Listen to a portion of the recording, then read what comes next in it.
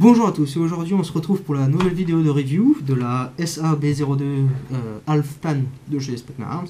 Pourquoi Halfdan? Tout simplement parce qu'elle n'est pas full noire, il y a du tas. Tout simple.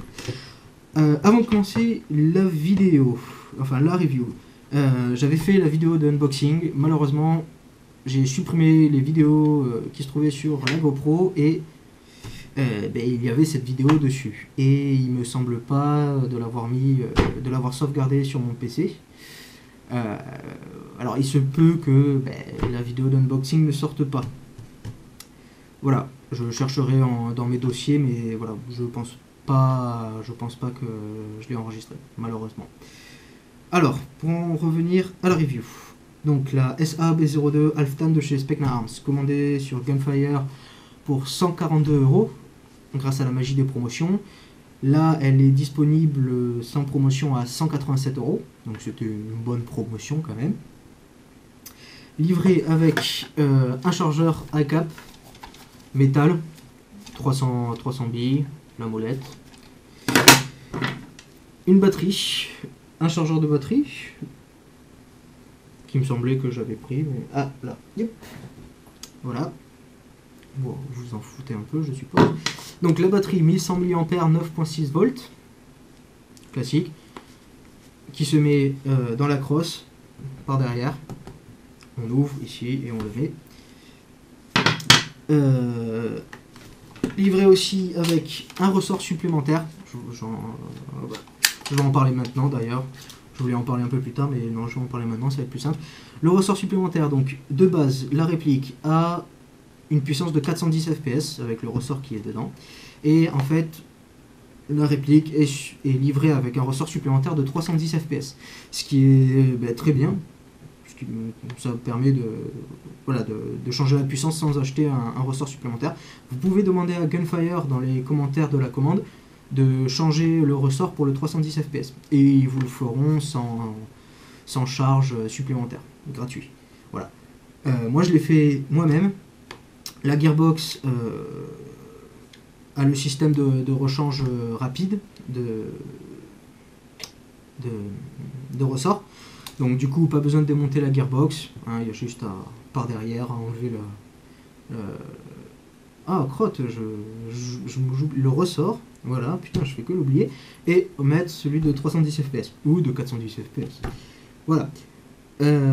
Livré aussi avec les attaches-angles ici et un attache-angle au niveau du buffer tube. Et il y a deux points d'accroche ici et un point d'accroche ici. Donc droitier ou gaucher. Ce qui est pas mal. Il y a très peu de répliques qui sont livrées avec les attaches-angles pour gaucher. Bon, moi je m'en fous un peu, je suis droitier, mais bon, c'est toujours pas mal pour les gauchers. Évidemment, elle n'est pas livrée avec la holo, la PEC et la poignée, c'est moi. Elle est livrée par contre avec donc la visée ici et donc le triangle de visée classique, évidemment, heureusement. Et voilà. Alors, les caractéristiques de la réplique. Crosse repliée au max. Elle fait 765 mm. Donc à la base, c'est vraiment une réplique écourtée pour le CQB. Bon, elle fait très bien l'affaire dans des terrains ouverts aussi. Hein. Et crosse dépliée au max, 798 mm. Le canon interne 290 mm, donc on a vu mieux. C'est un canon de 6.08, on a vu mieux aussi, mais bon voilà, c'est les canons classiques qu'on a dans des répliques. Au niveau du corps, c'est du full metal, comme toutes les Specna Arms. Les Specna Arms, c'est la marque de fabrique. C'est ça, c'est les corps métal, et des corps en métal très beaux. Ils sont parfaits, il n'y a vraiment pas de traces de moulage, c'est super. La réplique en full metal fait 2,8 kg, 2,9 kg. Donc ni trop lourd, ni trop léger, ce qui est bien. On la sent, mais elle nous pèse pas sur les bras. Voilà. Alors au niveau donc, du corps, il y a plusieurs marquages. Il y a le marquage de la marine, US, ce qui est très bien. Un marquage donc marine ENV M4. On a le calibre de la vraie arme, 5,56 mm NATO.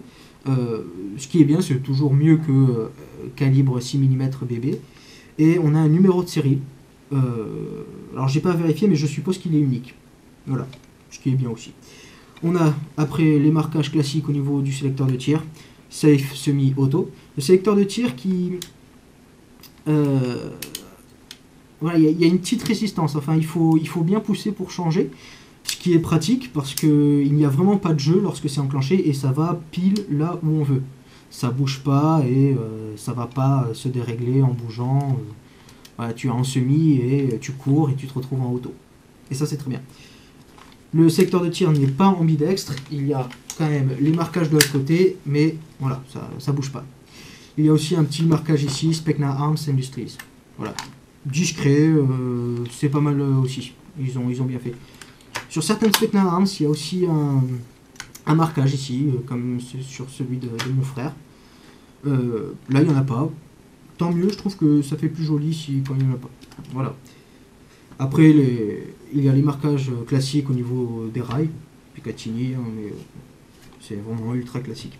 Sinon, j'avais oublié, la réplique est aussi livrée avec des caches rails, comme en caoutchouc, tan, mais beaucoup plus clair que cette couleur-là, et beaucoup plus jaune. Je les ai enlevés parce que ça faisait moche, tout simplement. Voilà. D'ailleurs, je sais même pas où je les ai mises.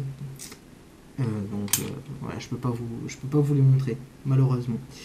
Au niveau du tir, non. Avant de passer aux caractéristiques de tir, le charging handle donc est fonctionnel comme le bolt catch.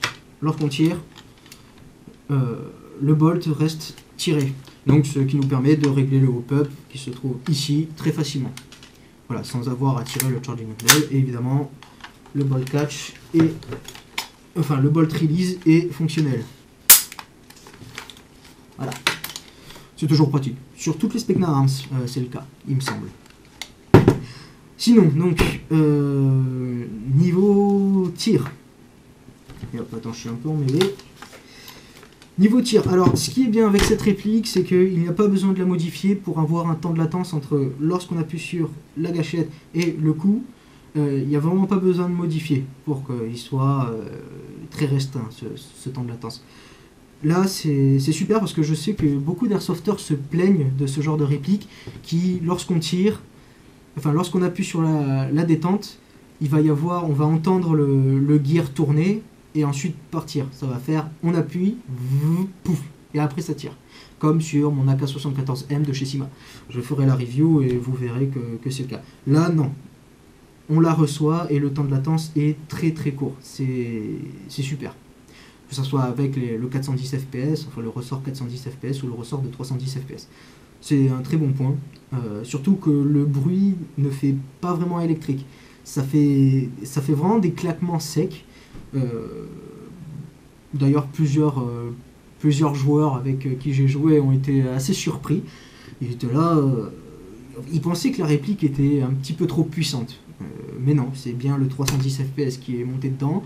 Ça fait des coups secs et c'est vraiment très, très joli à entendre. D'ailleurs, je vais vous le faire entendre et on va parler aussi de la cadence en même temps. Je vais brancher une LiPo 7.4 volts, tout simplement parce que la réplique, la batterie de Specna Arms s'est déchargée. Et j'avais pas envie d'attendre 1 ou 2 heures pour faire la vidéo. Voilà. Je vais essayer de faire ça le plus vite possible. Malheureusement, avec des gants, c'est pas le truc le plus facile. Et voilà. Donc on enlève ça, on enlève ici et on peut brancher. Évidemment, la lipo ne rentre pas dans la crosse. Hein. Pas besoin d'acheter une lipo pour cette réplique. Ça rentre jamais dans une crosse. On la branche.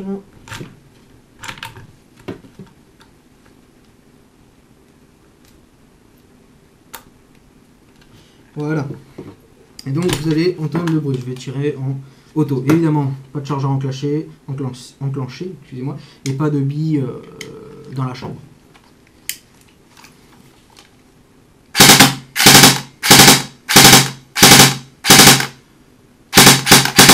Voilà, le bruit est assez sec, je trouve, c'est plutôt sympa. Et la cadence est classique, on va dire, je dirais dans les 600. J'ai pas vérifié, il me semble pas que c'est dit. Dans les 600, donc c'est pas folichon, mais c'est normal. Voilà. Et en semi,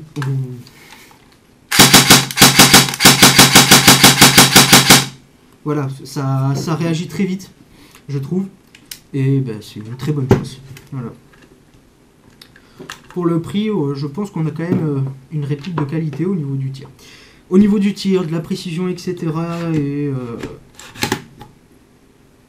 Et tout ce qui va avec. C'est une réplique qui fait son taf à 20-25 mètres, il n'y a pas de problème.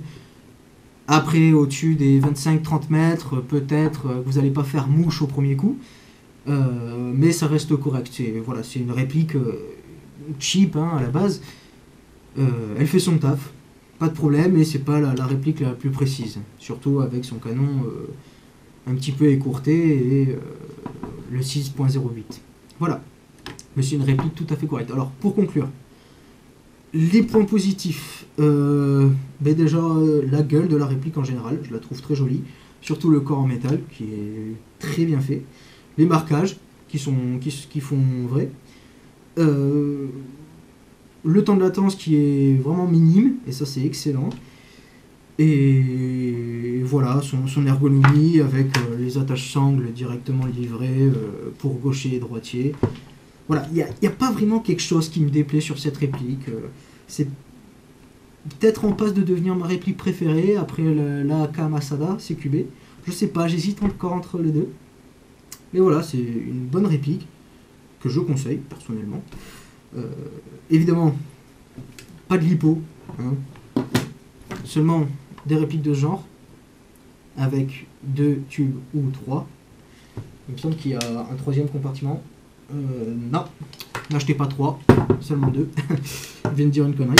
Et voilà, ouais, il n'y a pas vraiment de points négatifs sur cette réplique. Évidemment, faut voir sur le long terme. Je vous conseille de remplacer le ressort par une 310 fps parce que ça va allonger la durabilité et parce que vous pourrez tirer en full auto dans toutes les associations. Voilà, tout simplement. Après, au niveau de la durabilité long terme, je sais pas, parce que cette réplique...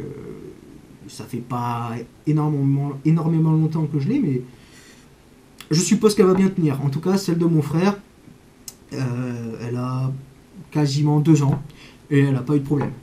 Et il joue avec les 410 fps, lui, par contre. Voilà. Donc, très bonne réplique, que je conseille. Malheureusement, il me semble que le prix a été augmenté sur Gunfire, mais bon, pour le prix, ça reste correct. Voilà. J'en ai fini. Avant de finir la vidéo, je vais peut-être faire une vidéo FAQ. Je ne sais pas quand, mais je vais la faire. J'ai plusieurs réponses. Évidemment, ce sera des questions-réponses en rapport avec moi et l'Airsoft. Et voilà, je vais peut-être la faire pour les 1000 abonnés. Je sais pas. Je suis à 785, ce qui est énorme, et je vous remercie. Ou alors avant, je sais pas. Pas besoin d'attendre un événement particulier pour faire une FAQ. Voilà. Je vous dis à bientôt, à plus, en espérant que ça vous a aidé. Et ciao, à la prochaine.